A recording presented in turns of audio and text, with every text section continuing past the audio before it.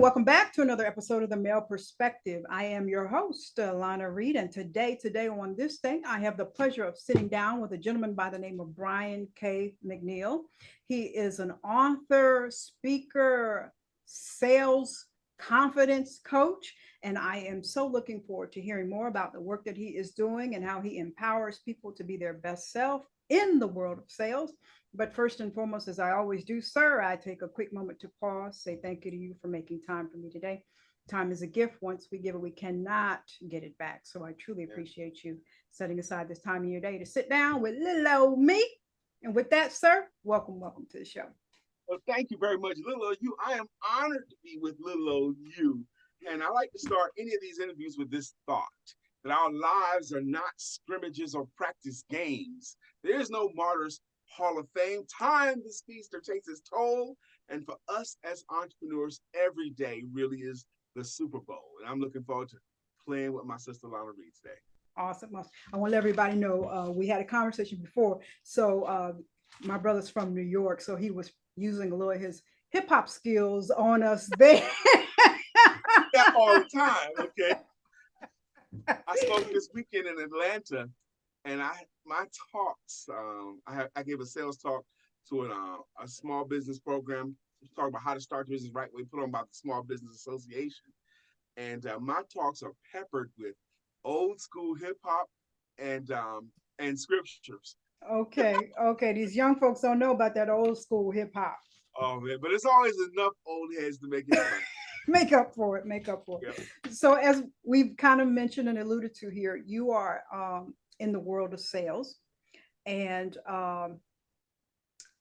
to be honest, I have always been intrigued when I run across you individuals that are in this world of sales. It's not for the faint of heart at all.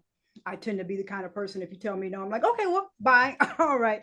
But I'm curious, how did you get started in it? Because it's not really an easy task. How did you get started in sales?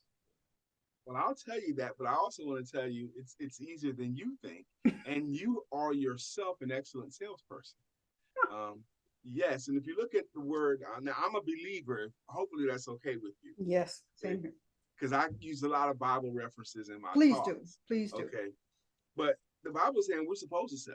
They talk about, they have 135 sales situations in the Bible. And there's a scripture, Proverbs 11:26, that says, people curse the ones that withhold the grain and wish blessings upon the ones that will sell it. Now, your grain is your intellectual property. Your grain is this show right here. And if you won't sell it, I mean, the way it says to me, curses upon you. Shame on you if you won't sell it. And if you will sell it, blessings upon you. Like if they want the solutions you have and you won't sell it to them, they don't get to have it. That's being selfish.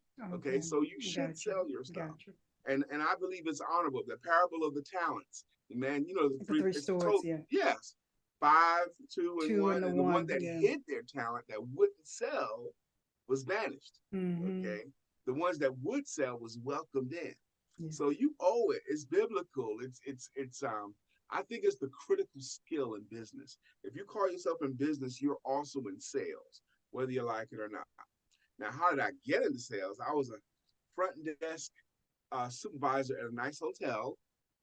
Young man, I was 23 years old, knew I wasn't making enough money. And one time my pretty wife showed up at my job. She never showed up at the job and said, Brian, we're pregnant. And I knew right then I needed to make more money. And people had been telling me for a long time, you need to get into sales. And I didn't even know what that was. I looked, and this is how old school this was. We talked about how old we are. I looked in a newspaper under health wanted section, found sales, and I saw an ad that says, help wanted will train. Okay. And entry level sales will train is what it was. Okay. And I took that job, and the journey began from there. Okay, awesome. The help wanted. We used to circle with your get your pen out and circle all the help wanted. Okay, all right. Well, let me get some advice from you. Okay, I'm ready. Because I was watching a show a couple days ago, but in between the show there was a commercial that popped up. and you might have seen this commercial. It's the Progressive Insurance commercial, right? And it's the one where Flo is sitting in the living room with two of her sales people on the side of her, and she's pitching to Mhm. the client, Uh-huh. and the client goes, oh no, I'm not interested. And the female on her sales team, Flo's about to go into her alternative sales tactic, and the Yeah. female says, no, she's not interested. She doesn't want to save. Who wants to Right. save? Saving is boring, whatever. Right. And finally, the lady says, okay, I'm in. Hmm. And as I was watching this commercial, three different sales terms came to mind, and I kind of want to go through them with Okay. you. I'm It ready. might be more for you because this is your thing, but I saw the concept of rejection, I saw the concept of closing, and I saw the concept of bad sales tactics. Let me call it like that. So I want to go through those concepts with you. Okay. When it comes to rejection as a salesperson, uh, how do you know when to like either pivot or pursue? Is it like the customer's body structure, countenance, or whatever, or is it when you've exhausted all of the tools in your toolkit? How do you know, like, let me give this up? You're talking to the right person. No one studies sales more than me. Mhm. By my own count, I've read more than 700 books on Mhm. how to sell. And I break it down into science. Now, that commercial is a funny commercial, but it's a poor selling tactic. Okay. Okay. That's some 90s and 80s type of selling stuff that won't work in 2023, not in the real world. Okay. Rejection in sales is a perspective thing. What do you consider that? Like if they say no, does that mean the game is over? No, that doesn't mean the game is over. That means the game start, and it doesn't have to end right there in one sitting. The days are long gone when people be able to pressure them and talk them into it. You can't sell like that anymore. That Okay. might have been in the 90s, but no Okay. one would buy that way anymore. Okay. So let me role play something with me, okay? I want you to imagine you're a single woman, okay? Okay. And you're at a restaurant bar, Okay. minding your own business, just decide to have a drink at a restaurant bar, you're by yourself. And I'm going to come up to you and I want you to handle this the way you would normally handle it, okay? Hello, how are you? I'm doing well. How are you doing today? I'm fantastic. My name is Brian. Please tell me, what's your name? My name is Lana. Lana, what brings you here? Well, first off, Lana, I think you're lovely. Let's get married. Do you kind of want to know what my favorite color is, or Now, you can't see that was a ridiculous scenario, right? Now, is there any way at all possible you would even consider marrying someone that fast? Okay, no? that you don't know if he has any redeeming qualities at all. You don't know if he Hmm. cares about you. You don't know if he's a good guy, bad guy. You don't know enough to say Hmm. yes to that marriage proposal. Gotcha. People who don't understand sales, that's how they treat it. Well, I Okay. offered it to them, but they didn't take it, so the game's over. Well, they don't know enough to say yes yet. You got to give them Okay. some more redeeming qualities. Okay. Okay, a Okay. good reason to. And why do you think people would ever say yes to you anyway? When I do that in audiences, they'll say stuff like, because I'm honest, because I'm hardworking, because I'm passionate, because I'm compassionate, because I'm available, because I have a degree, because I'm a hard worker, because I really care, because Yeah. I'm fun, because I'm funny. All of those things are things that make people like you. But none of those are the things that make people spend money with you. Mm-hmm. They'll like Gotcha. you, Gotcha. they'll Gotcha. respect you, maybe even admire you or save you a seat, but they're not going to give you money just because they like you. And people who Gotcha. don't understand sales, they confuse it. Okay. Well, I thought she liked me, but she didn't buy. She probably did like you. She probably liked you a whole lot, but you didn't give her a reason to say yes. And if Gotcha. you learn how to have that likability with the reason, then you can get people to say yes. And I teach people the 7 historical reasons why folks will say yes. Okay. Okay? And understanding that makes it so much easier. Have you ever had a party at your home? Oh yes.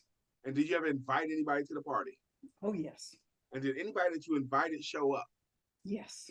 Why did they show up? Because I sent the invitation and they know I'm a great host.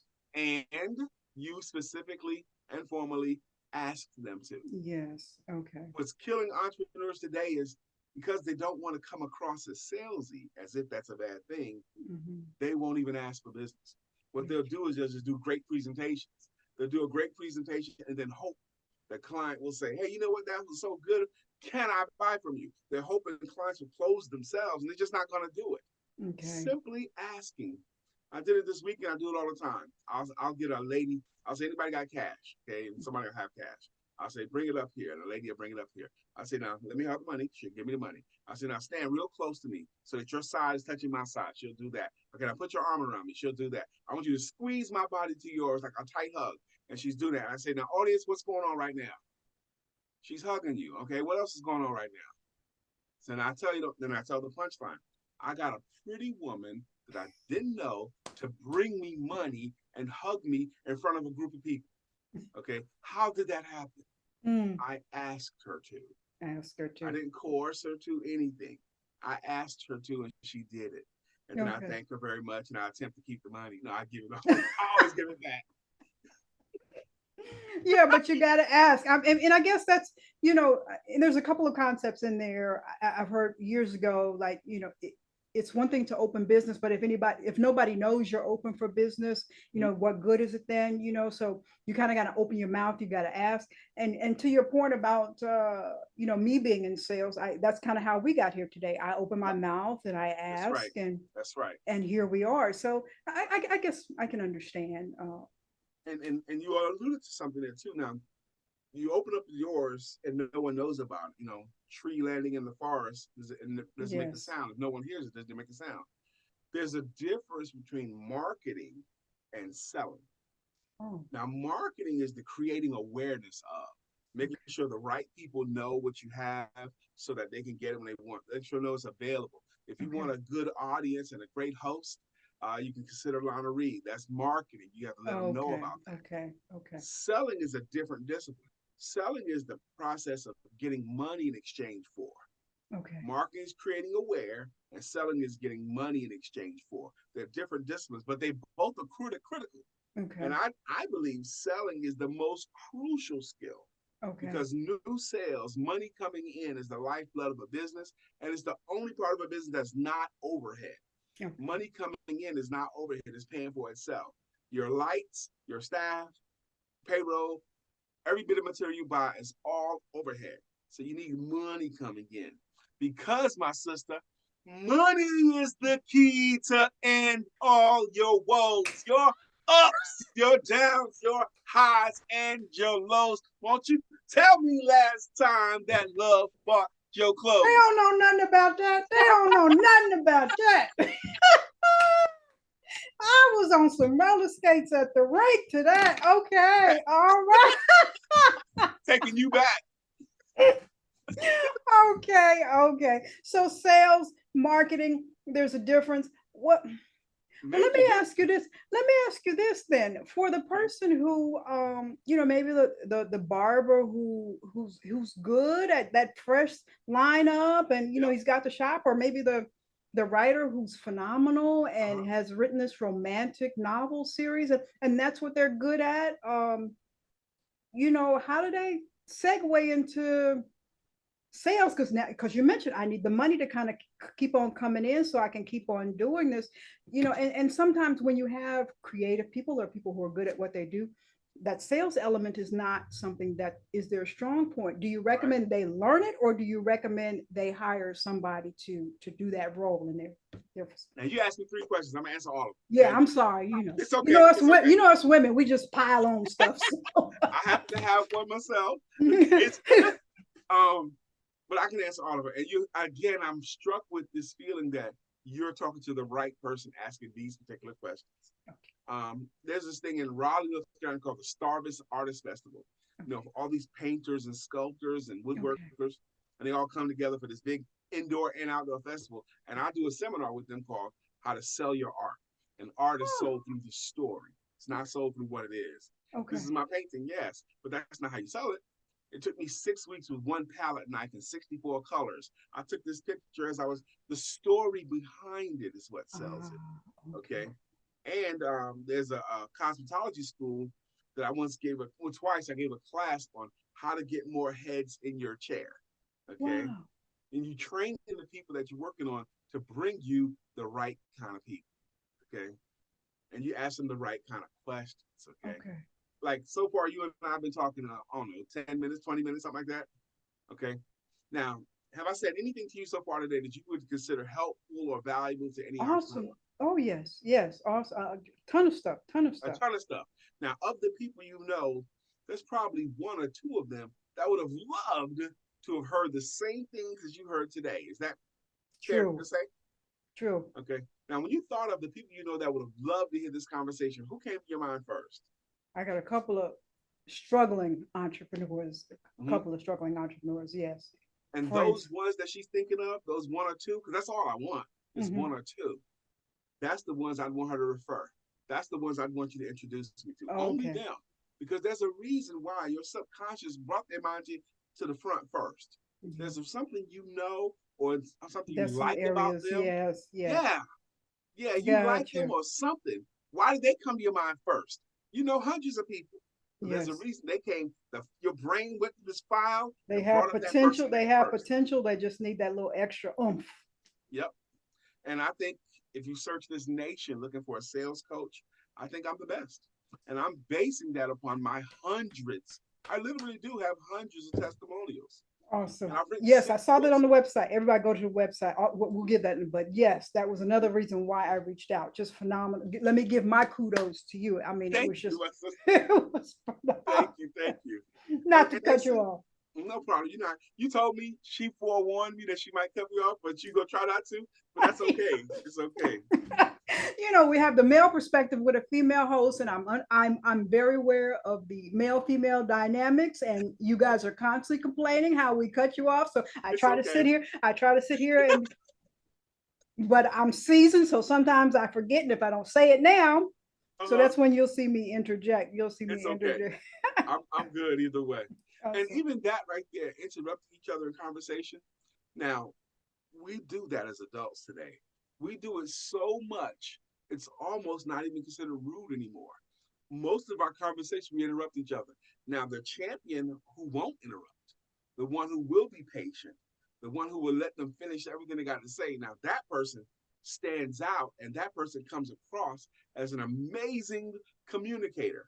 They're speaking less, but they come across as amazing communicators. Here's the trick on how to become an amazing communicator. When you're talking with someone, and they're, especially if you're in a selling situation, particularly if you're in a selling situation, if they give you an objection or an excuse for not moving forward, I want you to hear them out completely, do not interrupt them, and slowly count to three in your head before you respond. 1001, 1002, 1003. You keep your face confidently expectant because showmanship matters, but slowly count to three before you respond. It does a few good things for you.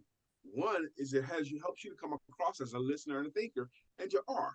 But the second is most people can't stand more than 2 seconds of silence in the conversation. Sometimes they'll fill that space up with giving you all more information that you need to help them. And if they Mm, have more information, you let them finish it out. 1001, 1002, 1003, count in your head. And when you're done, then your job is to feed it back. You heard what they said. So, Brian, I can't afford you. You're too expensive for me. 1001, 1002. Yeah, you see, because I got these two kids in college. Okay. 1001, 1002, 1003.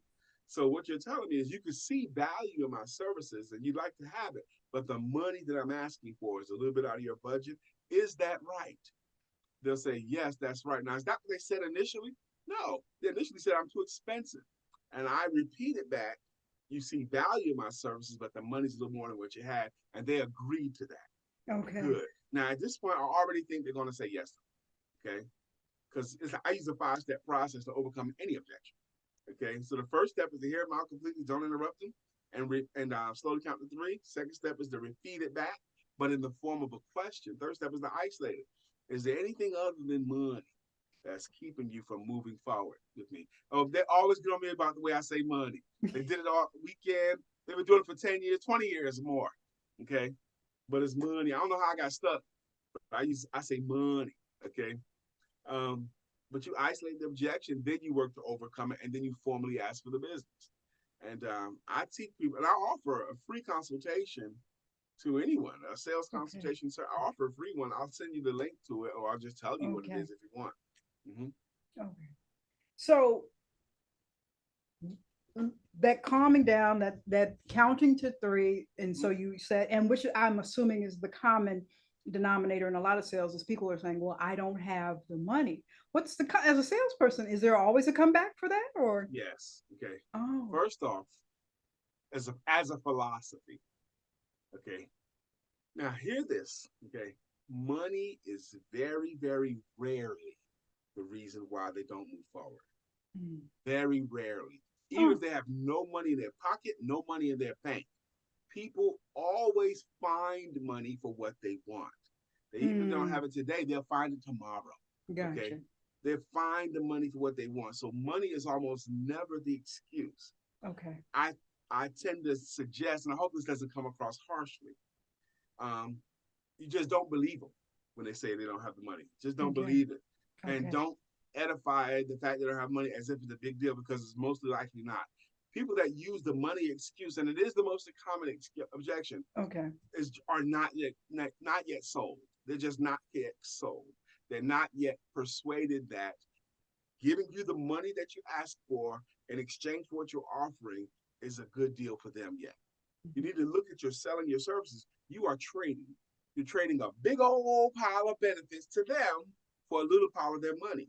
Okay. And who gains more?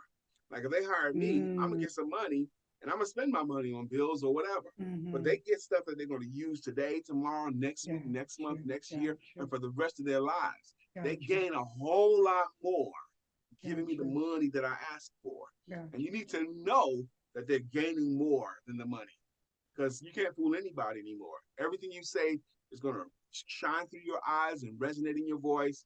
So only say the stuff that's real. Only say Gotcha. the stuff that's true. But money is rarely the thing. For Okay. example, if you got a phone call today from a girlfriend that you know and like, Mm-hmm. and says, Lana, I got an opportunity for you. We're going to Acapulco. We're going to stay in a millionaire's villa. We're going to be gone for 5 days. We're going to have service. They're going to cook all our food. They're going to clean our rooms every day.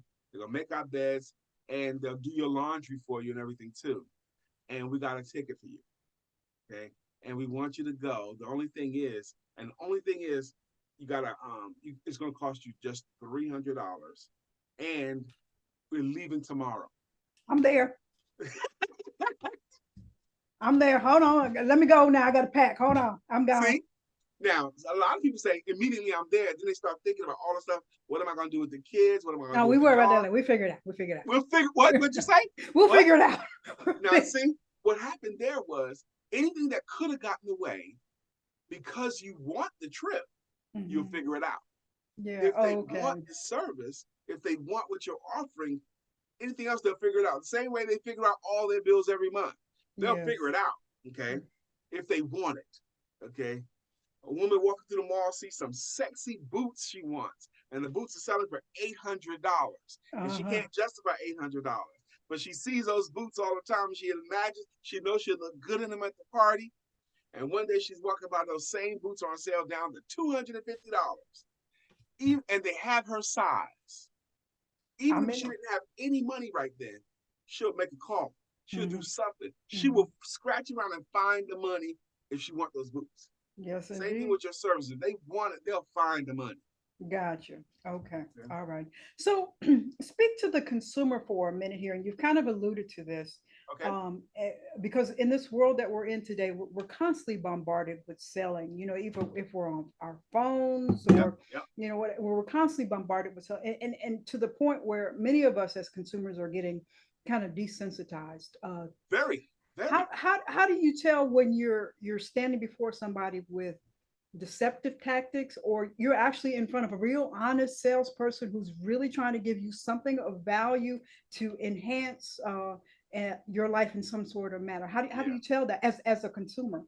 Yeah. Let me help the consumer. First off, um, for you first, I'm gonna answer this question real. If Are you married or single? I'm single. You're single. Okay, good. You consider yourself single. Mhm. Okay. Now watch what happens here. But see, I should be putting this out on the go ahead, go ahead. Oh, you're a beautiful woman, so you put it out. You're gonna get bombarded with requests now. But anyway, um, so okay, now we're friends.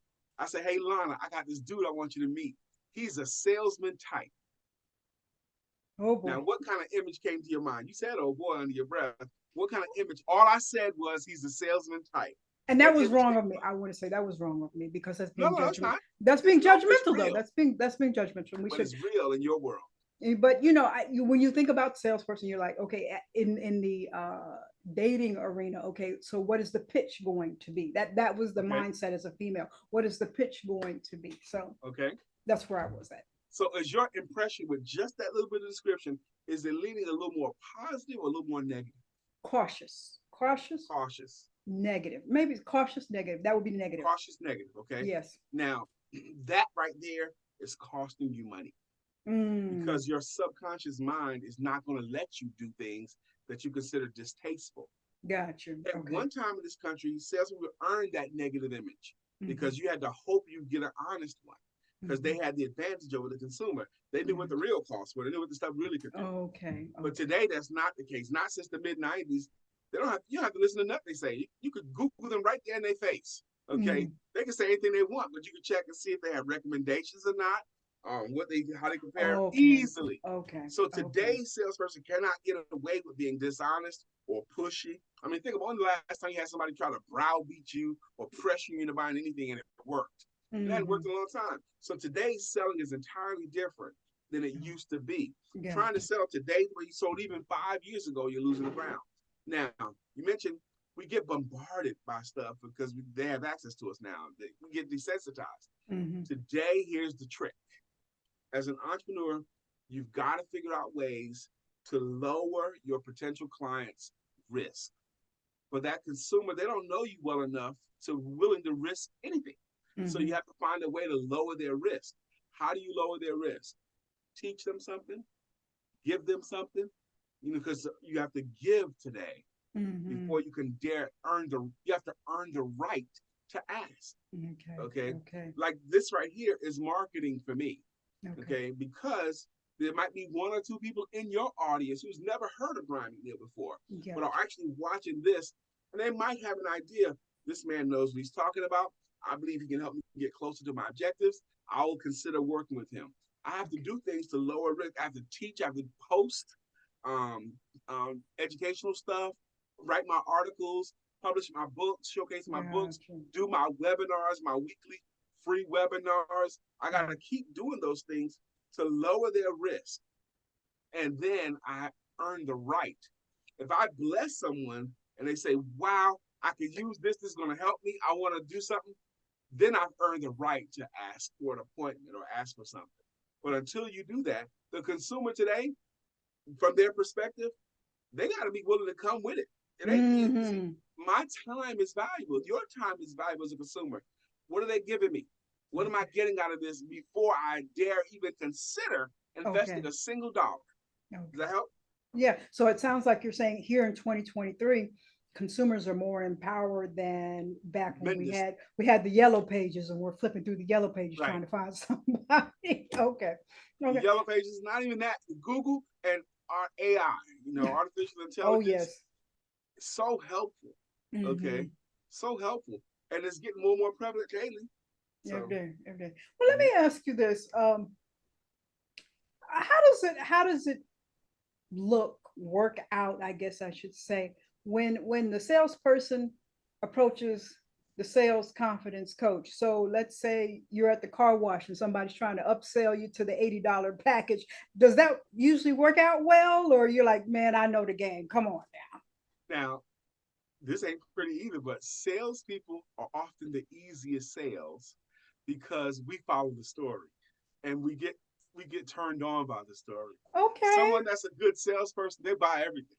Okay, because if it's a good presentation, decorated with a face with a smile on it. Okay. Okay. I'll listen to anybody's presentation if they're courteous and they're smiling and they have something interesting to say. Okay. We're pushovers. Okay. So you're at the mall stopping at all those booths along the way, I those try little. not to. I walk fast because they follow the story. Okay, and that's Okay. that's why.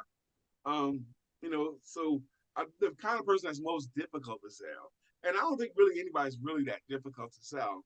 And I only can sell people things that they want. I can't sell. the trick is, the dumb thing is trying to sell somebody something that they don't want.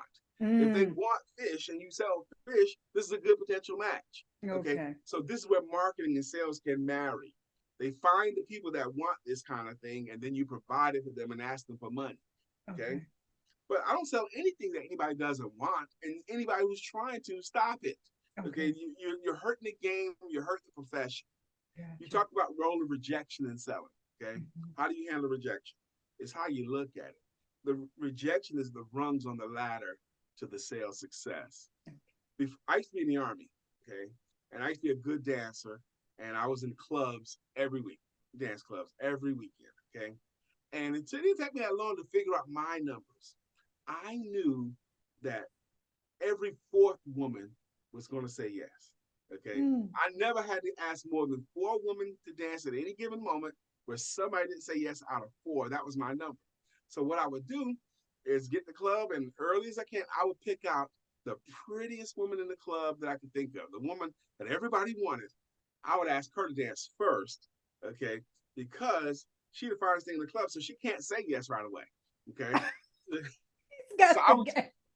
that was the game for me. I would just get the first one out the way, and then Okay. the second one she might say yes, might say no. I would just get past that way, and after the third one, she would say yes or no. But after the third one said no to me, I was hyped because the fourth one always said yes. So I would go and get my four no's out, my three no's out of the way early, okay, and then have a good time and have a very successful weekend. He's got the game down. Got the game down. I ain't mad at you. I ain't mad at you. Well, let me segue here because Okay, I can go for a long period of time, and I don't want to take your time.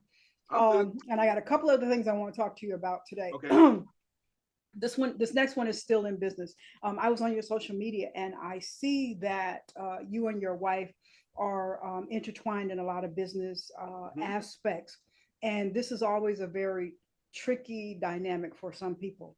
So, if you and your wife were tasked with sitting in front of a young couple, be it young in age or young in time together, how would you suggest that they make that work, this combining business and love? And because you guys have been at it for some time Long time. Okay. now. Now, let me say this. It's the way I look at it. Now, we get asked this question. This number one question we get asked as a couple.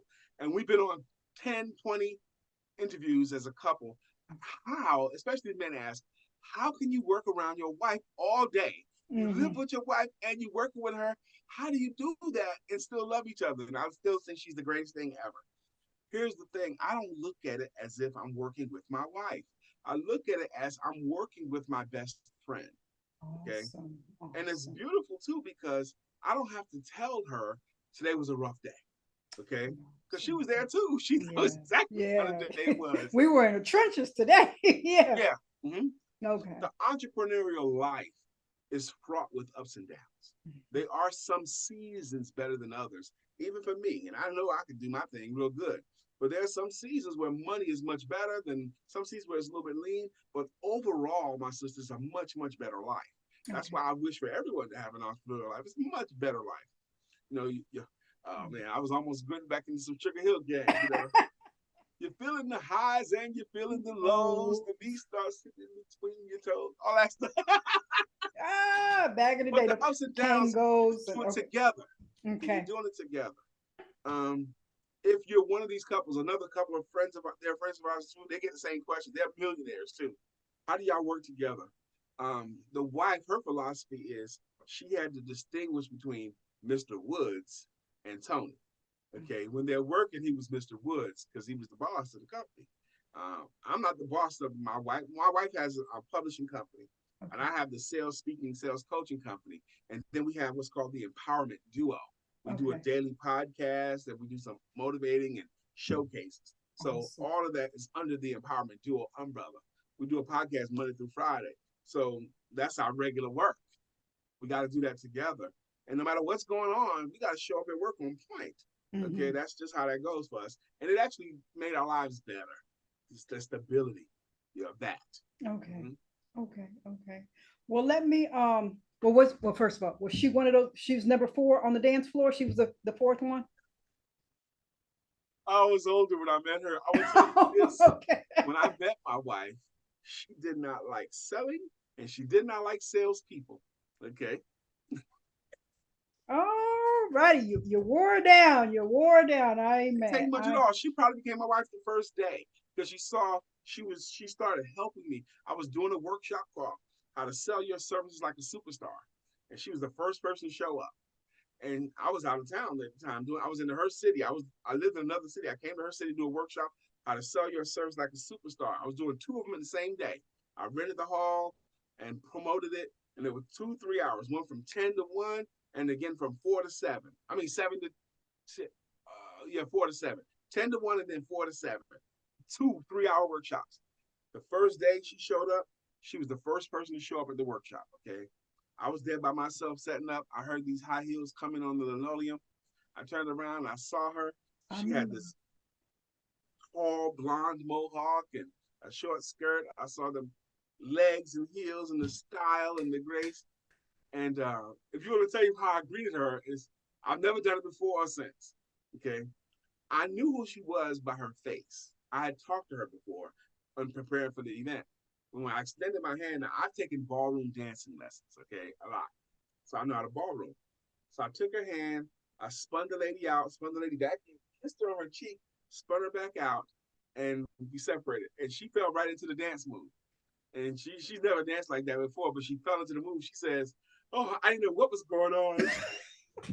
And she was cool with it. She goes, "I was still trying to catch my breath." But I love right it. after that, she realized what was going on. This man is by himself. He's trying to do a workshop. So she kind of took over and helped me set up. She helped me to bring people in like right away. Okay. And she stayed for the 3 hour workshop. I took her to lunch. And then she came back for the 4 o'clock workshop and helped me with that too. Kind of like became the director of it on the first day I met her. So the first day I met her, she heard me speak for 6 hours about how to sell. And I took her to dinner. I took her to 2 meals, and she watched me do my thing for 6 hours. That's right. God sent you a help meet, Yes, yes. and that's the thing, a lot, I think a lot of people don't understand. As women, we need a man with a vision that we can get on board with. We need the sense that we are Mm-hmm. helping you build something. So that was all in alignment there. That's a Amazing. beautiful. You guys need to not only do the sales thing for business, but you need to probably do some relationship workshops. Maybe that's down the line. Maybe I'm speaking that to existence there. We've resisted it for a long time, but we have. Okay, because Okay. we didn't think we was experts on everybody. We only been experts on us. Okay. Okay, we know it works for us. We didn't want to teach anybody else. I tell you, we was on one, and we was interviewed on one lady's podcast, and she was interviewing us about working together, and she goes, "Well, how do y'all handle things like the bills and all that kind of stuff?" What she asked, and I said, "Well, I don't want Lisa to pay any of the bills. I pay all the bills." Mm-hmm. Okay, and the host fell out of her chair and all that stuff. What? I says, no, I will pay all the bills. Okay, I don't want her Mm-hmm. money for that. Okay, if there's ever a time when I need her to chip in, She'll that's fine. step in. But for the most part, I want to pay all the bills. Mm-hmm. And now you heard how that sounds, but the comments, people call me everything. He's whooped, and what kind of weak man That's a is new this? school stuff. Yeah. Mm-hmm. Yeah, yeah. That's the new school They stuff. was talking junk about me for saying something like that. Well, that's what works for my house. Okay. That's right. And that's why you're happy. And a Yep. lot of these new school dating paradigms are so unhappy. But that's another topic. That's not. Let me get back on you because I got some other Okay. questions. I'm ready. I want to know about this man you have in your life, this Randall the Rhino guy. Who is he? Oh, yes, yes, yes. Mr. Randall the Rhino. I feature him on 3 different books. This is his Okay. character here. I hope you can Okay. see it. Mr. Yes. Randall the Rhino. This first book here, he's at career day at his daughter's school. Oh, And he's okay. talking about this book is called Why Rhinos Make Great Salespeople, featuring Oh, Mr. Randall the Rhino. I've done this talk running comparisons between rhinoceroses and great salespeople for 20 something years until my wife had the idea to turn it into a children's book. But things like I have rhinos in every room of my home. oh, Rhinos are so my this is favorite. your thing. Yeah, Rhinos are, I have them oh, all over the place. A lot of them. okay. Okay. Okay, and I use them a lot. I got rhino here. I got rhino heads. Like when people take Okay. my certification course, they get one of these rhino heads with a plaque that has their name and the day they graduate on it. That's Sales unique. Conference Corps certified, yes.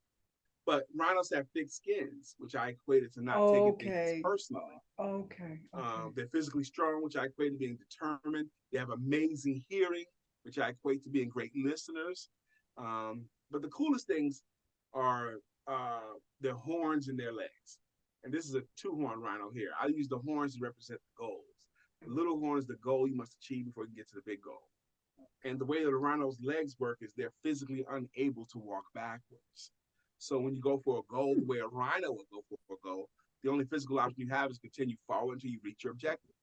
So I've been telling that story for only adult audiences.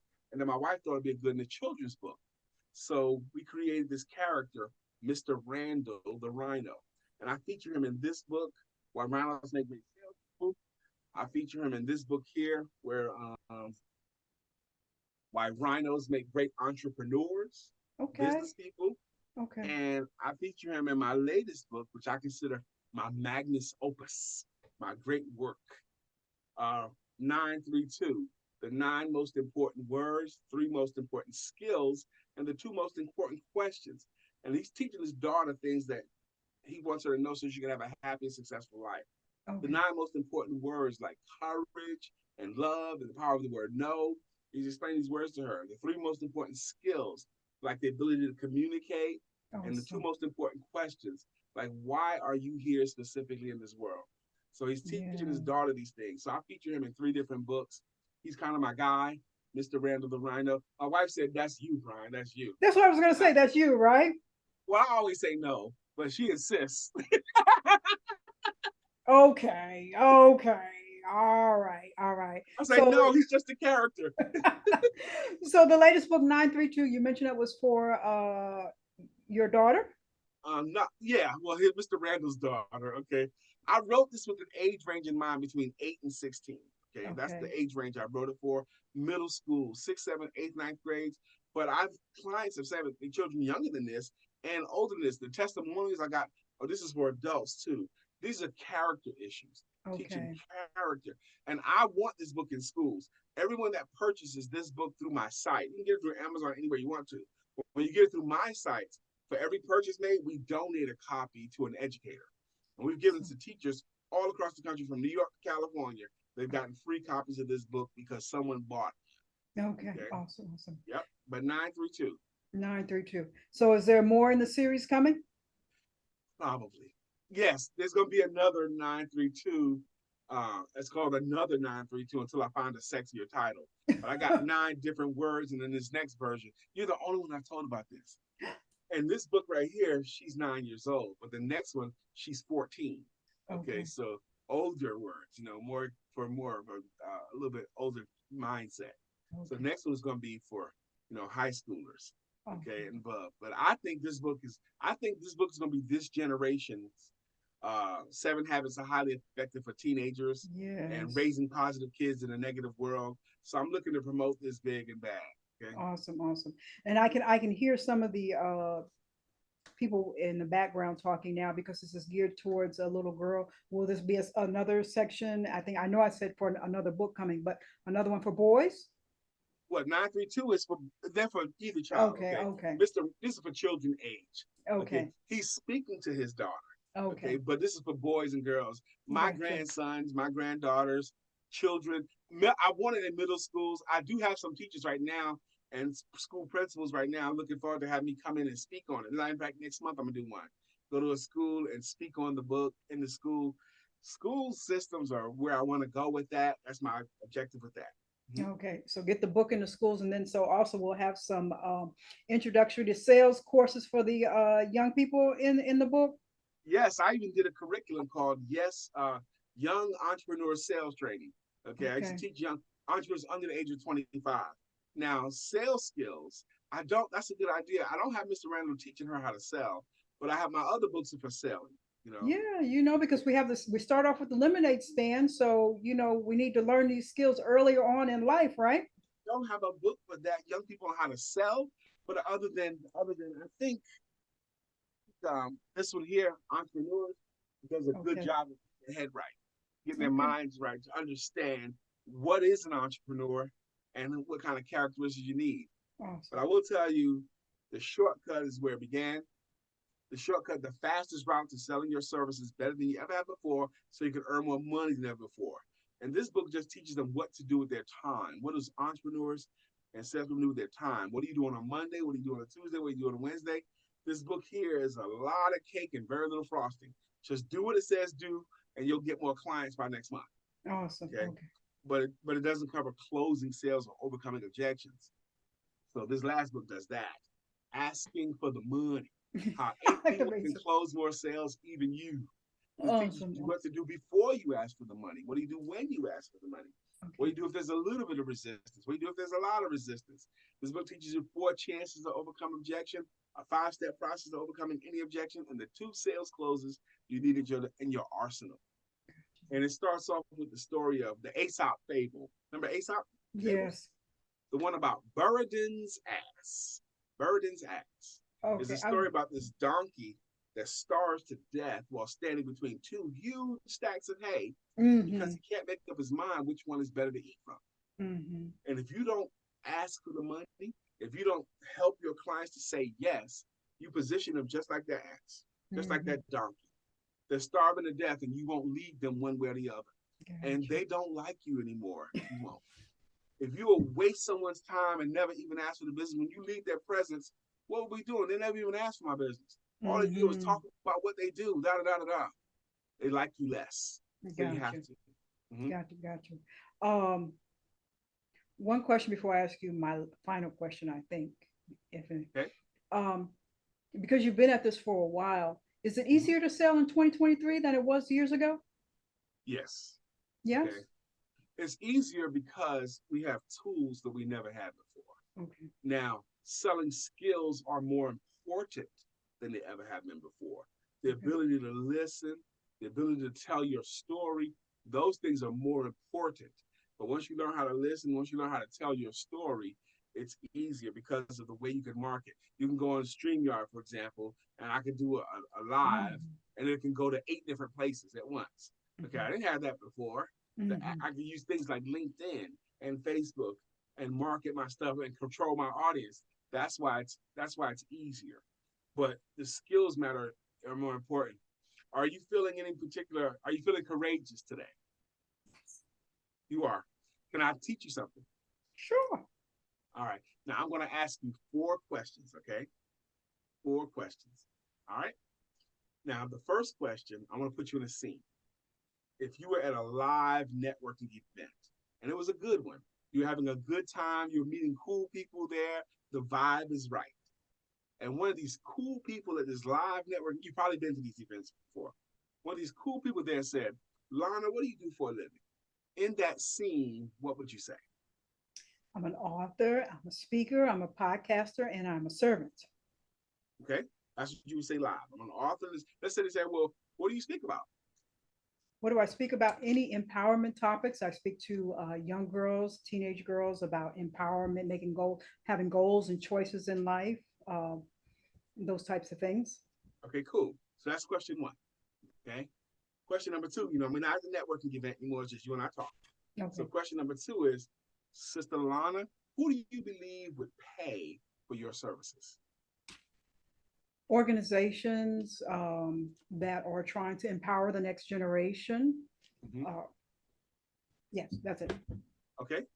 And once these organizations that are empowering the next generation, once they decide to hire you to speak and sell your books and all that stuff and give you the money that you ask, and they're taking your counsel, what do you call them? Clients. Clients, me too. And then the last question. So, Lana, what business would you say that you are in? Making people become the best versions of themselves. Okay, cool. Making people become the best versions of themselves. Got it. Now, I got your answers. Now, I'm not going to pretend I know your business as well as you do. I know I don't. But I'm going to pretend I do what it is I think you do based upon what I just learned. Okay. Okay. And I want you to ask me, what do I do for a living? Okay, Brian, what do you do for a living? You know how there are so many organizations that consider it very, very important, the development of our young people. And a lot of times they struggle finding tools and ways to help them get better. You know what I mean? Mm. Right. But what I do is actually make it easy for these organizations to not only uplift the organization themselves, but their young people. And I do it through my talks and through my workshops and my books so that they can all become better versions of themselves and happier doing it. You go, boy. You Now, go, boy. I think I know, but I don't know you want us to know what all your gestures mean. What does that mean, my sister? I'm so proud of my brother. He can just flip it. Yes. Now, you know what you do on a high level. I Mhm. sold it. Okay. You were just telling what it was and describing it. Yeah. Telling what it was and describing it is fine. It's fine, but it doesn't compel and it Gotcha. doesn't sell. Gotcha. Now, in less than 30 seconds, it took me less than 30 seconds to tell your story. And I teach people to sell through a story. I said, you know how. And then I introduced an easy to understand, Gotcha. easy to agree upon problem. And I got you to agree that it was a problem. Gotcha. I said, you know how there are so many organizations that find it important. Sometimes they struggle. And because you understand the problem on a high level, it was easy for you to agree. You were nodding your head early. And I even solidified, said, you know what I mean? And you said, Mm-hmm. yes. The moment you agreed on the problem that I introduced, that's the moment that you've metaphorically taken me by the hand. And now I can take you on Gotcha. a journey. So I got you to Gotcha. agree that there's a problem that can be solved. Then I transitioned you and said, well, what I do is, now here I only told you that I do it. That's it. I didn't tell how I do it. I didn't tell the process or nothing. I just said that I do it. And then I ended it with tangible benefits that you would want so that they can achieve these goals easier and have more fun along the way. Now, it enthused you. Okay. You started moving your hands like that because you followed the story. Yes. It made sense and I gave tangible benefits. Now, I would want to help you with the way you answer your question because sometimes some say, well, I don't have that much time. What if they don't have much time? Then you tell the benefits of what you do. You Mm. don't just tell all that stuff. You're wasting opportunities. The average American knows about 600 people on a first name basis. That's the average American. So if you tell your story well, they can tell it to some of their friends. Mm. Okay, they're not gonna tell to everybody they know, but it might tell to one, two, three, or four people that they know. Gotcha. That makes it easier for you to stay in business. Gotcha. And you want to sell through people and not to them. I didn't say, you know how your business sucks and you need help. I said, you know how there are so many, but what I do is so that they can. That way they can think of people that they know and not lose themselves, not consider themselves. Was Gotcha. that helpful? That is. And see, ladies and gentlemen, this is why you need to hire Brian because he is very good, exceptionally good at what he does. But I have one more question I'm ready. before we go. Um, you do something that is very much in line with what I do here at the Male Perspective.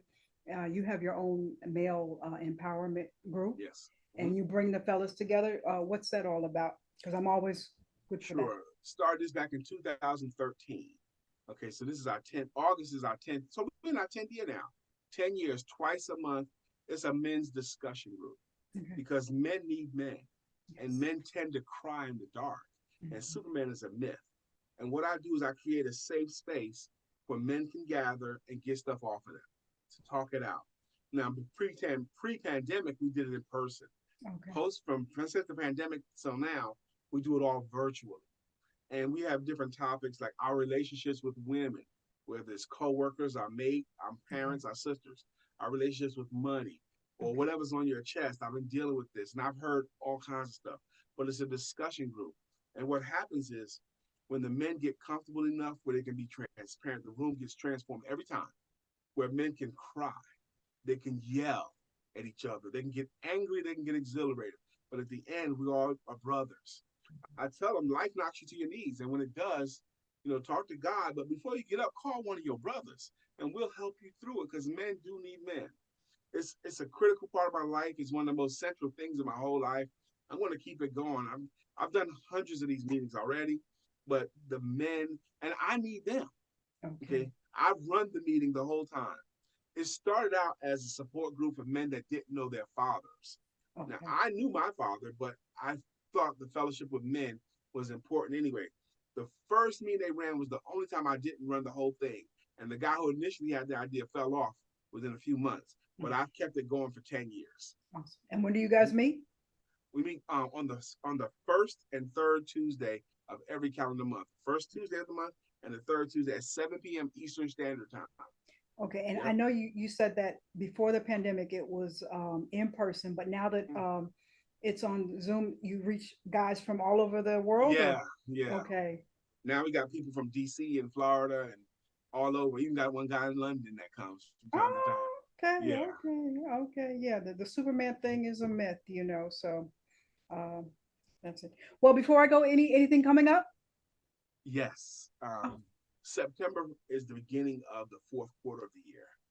And I have this thing I'm building right now. On this upcoming Thursday night, I'm doing a workshop, the introduction to Finish Strong, how to make the fourth quarter of your year the most profitable quarter of your year.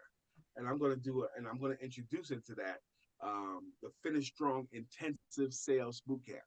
They're going to go for the last 4 months of the year. But I do a lot of free webinars. There's a website that I keep everything updated on, virtualsalesmgr.com, virtual sales with an S, MGR, like abbreviation for manager.com. And there's a okay. link tree where you can get all my stuff and what's coming up. But this one up here is, I mean, they all are great, but but this, because I really believe that one day can make your week, and one week can make your month, and Hmm. 1 month can make your year. It really can. That's all it So, takes. That's all it mhm. takes. So I know you mentioned that you had did some work before with an art festival, uh-huh. and that you had did a but what other types of clients do you work with? Just everybody and anybody?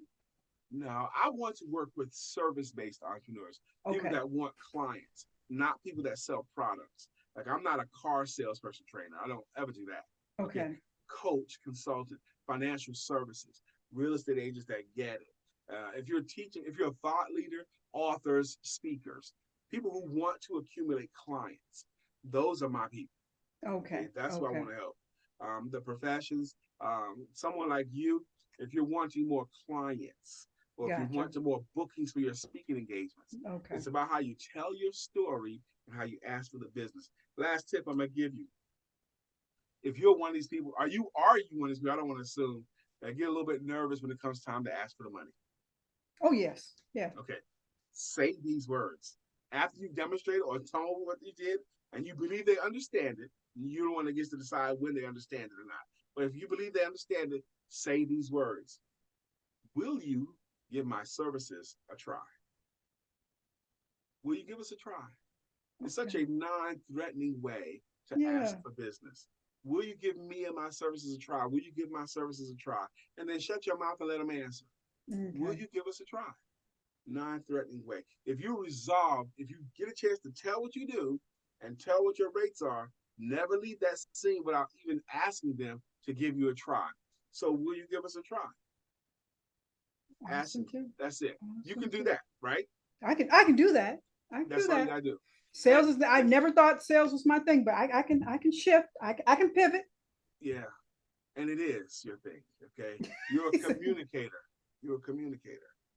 You know, if anyone has ever paid you $1 for your book, if anyone has ever paid you $1 for your speaking, if anyone has ever paid you $1 for any of that stuff, you've had an opportunity to demonstrate some sales skills. Yeah. How often does it happen to you where you leave your home and people rush up to you with fistfuls of cash, saying, "Here, take my money, take my money." Doesn't happen to me either. I have to give them a reason to, which is Hmm. selling. It's shifting your mindset, shifting Yeah. how you look at things, and a lot. And I think this is in every area of life. We walk through life doing things and not realizing that we're doing it, and that's a skill that we have. We just have to shift how we're looking at it. And I think, Yeah. yeah. Look at it this way. We're believers, you and I. We're believers. Mm-hmm. Um, as a believer, we know things that believers always win. But there's a concept I want to introduce you to, and I'm going to tell you the origination of the word sell. The concept is called the sin of the desert. Mm-hmm. The sin of the desert. The sin of the desert is when you know where the water is, but you won't tell anybody else. Oh, okay. Yeah, you know where the water is, you know what the solution is, but you keep it to yourself. Well, I'm keeping myself because I don't know how to tell them about it, or they might reject my offer of water. They'll die of thirst because you're unwilling to. And the sin of the desert is again the height of selfishness. And it doesn't matter why you don't do it. It doesn't Mm-hmm. matter why. You're being selfish because you could help them and you just chose not to because of your own insecurities. Mhm. But the word sell itself is originally a Greek compound word, comes from two words, S-E-L and Y-E. Sell ye, which literally means to help. To help. The word was a word that came about to describe the process of helping people to get the goods and services that they wanted. So if you have a problem with selling, sales, salespeople, even the word itself, just replace it with the word help. I, I sold, replace with I helped. If it's beautiful, I'm helping the Thomases, I'm helping the Joneses. Help fits in place of selling beautifully because that's a part of the origination of the word. The Hopefully that brother helps. is good at what he does. He's good at what he does. Sir, I'm going to ask you Whoop, my whoop, random question. let's I do think it. I have taken up more than 30 minutes. I apologize. But like I Not much said, more. You didn't take up much more. And you did forewarn me. I'm good. I'm enjoying you. And I thank resolved you. before we started to enjoy my friend Lana. Thank you. Thank you. I'm going to ask my random question Whoop, here. whoop. I'm ready. Let's see what we got. Whoop, whoop. That's a sound of the. Oh, no, never mind. That's the sound of the police. Whoop, whoop. Okay, we telling how seasoned we were. Okay. All righty. What superpower would you want to have? Oh, wow. What superpower would I want to have? Invisible, flying. Yeah, I thought about it. As a younger man, I would say invisible because I want to be able to be in scenes and hear stuff or pick up money and all that kind of stuff. But I don't think that's the case anymore. Okay. Oh, wow.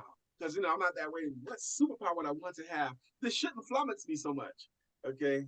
How about um, able to, I don't know, I'm going to say, how about the superpower of being able to be super smart with money, producing money, and teaching others? A wizard with money. How about that? A wizard with money. And that's not already in your arsenal already? I'm getting better at it, okay? I'm getting there. Because I grew up as sales, and in the way salespeople would think, I was my first sales job was straight commission sales. So if I had a financial deficit, I would just sell more. Okay, Mm. I had a $2,000 deficit. I just make work a little harder, sell a little bit more, and Mm. I've lived my life that I can always make money because I know how to sell. Okay, I'm a personal ATM. I can sell my way out of any trouble. But if I had to do it over again, I would have saved more money. Okay, Okay. but I mean, I do good financially. We I do make a lot well. of money. We That's get a better. good thing. Everything is a learning Yeah, experience. And you mentioned earlier the story of the talents, yeah. so we might have been the one talent person in the beginning, but hopefully we evolve and grow and get better with it. And Mm-hmm. we're now up to the five talents. So that's we all struggle, especially with us in the community, because nobody's taught us finances, Because who could historically. teach us? Our parents didn't know, and Yeah, their parents didn't know either. yeah. So So historically, it's just and I'm going to get off in a whole nother shift, but it seems like it seems to be we're more consumers now. It's being pushed in us, so now we're not saving. I remember with my grandparents, they had the life insurance policy, they bought the house and all that stuff, but now we're not there. But anyway, sir, tell us how we connect with you if we want to get your services, have you empower us to become better salespeople, if we want to get the books and all of that yes, stuff. Tell us how we connect with you. I am so old school. I'll actually answer my phone. But the easiest way is to go to virtualsalesmgr.com. My phone number is there. There's a place where you can get my free gifts, like the 1, 2, 3 formula. You get access to my books. You get access to anything I got coming up. You can actually schedule a complimentary selling you and your services consultation. I call it the sales confidence session or the rhino transformation session. Is what I call it. And that's free for anyone. All they got to do is schedule it. But Okay. all my stuff is under virtualsalesmgr.com. I'm a LinkedIn and Facebook guy. I don't really ride Instagram or any of that other stuff. Okay. Under LinkedIn, I'm the sales confidence coach or Brian K. McNeill. Same thing in Facebook. I'm Brian K. McNeill. Brian K. McNeill is my name, the sales confidence coach. But I'm very easy to find. And if you reach out to me and say you discovered me through Lana Reid's show, I'll have something special. Oh, awesome. Now, I also, you mentioned that you just came back from Atlanta. You do travel and conduct, so people can book you for workshops and seminars on a group Yeah, level as well. yeah. In the last year, I've been to Denver, Philadelphia, New York, North Carolina, all over North Carolina. Yeah, and we know how to travel well.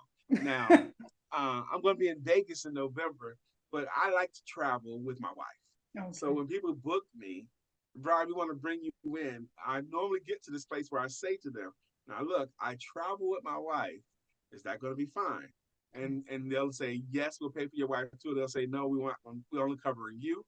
But then that's less likely to get me there because Mm-hmm. I've learned, like I went to New Orleans for big Blacks in Government Conference, and there's Mm-hmm. a big week-long thing, and my wife couldn't come. She got sick or something. She couldn't come. And it was terrible for me to do. It was terrible because I'm doing my talks, but after the talk, people want to buy your books or they want to have a conversation or they want to take pictures. And I couldn't do all this stuff by myself, stuff that she does. So she's my help. I need help. When you go, Yeah. I mean, being an entrepreneur, being a solopreneur even, is a team sport. You need some helpers. You need some team around you. So I travel with my wife. So yeah. Ain't that cute? She's still, because you said you met her with the ballroom dance, and Mm-hmm. she immediately took over and started helping. And years later, she's still at her job, at her post. Yeah, and I do the same for her. Like Awesome. we introduce. She's a speaker as well. She's more of a preacher than a speaker, but I like to let her introduce me. Like when we go to uh, I speak at NAPA, National Association of Insurance and Financial Advisors. Okay. And they say, well, Brian, how do you want us to introduce you? Don't just introduce my wife. Introduce Lisa and let her introduce me. And sometimes they'll do that and it comes out better.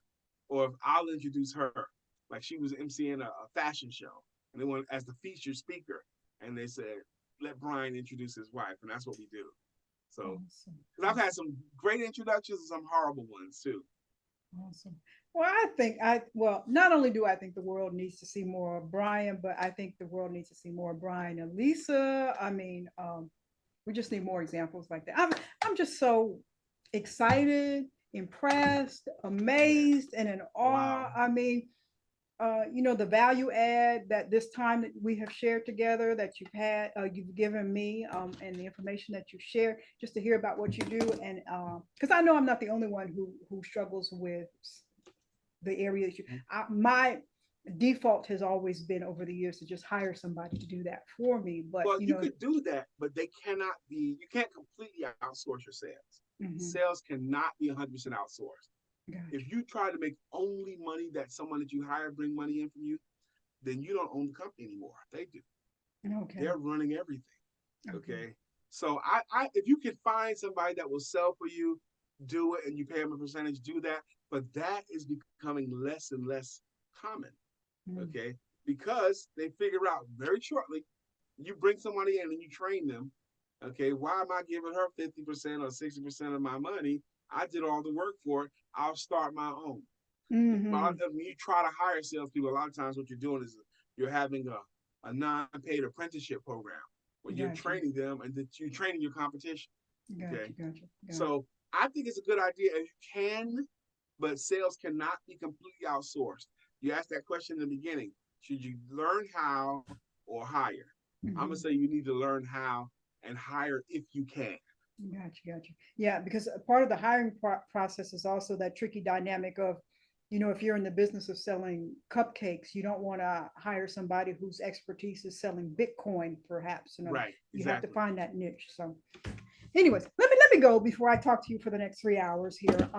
Sir, just thank you for your time. Thank you for the energy. Thank you for what you put out into this world, the servant work, the way you help others, not sales, but the way you Yeah, help others. I just appreciate everything that you and your wife are doing, and many blessings, favor many to you. blessings. Thank you. That is all for this week's episode of The Male Perspective. I'm your host, Lana Reid, and I will see everybody next time.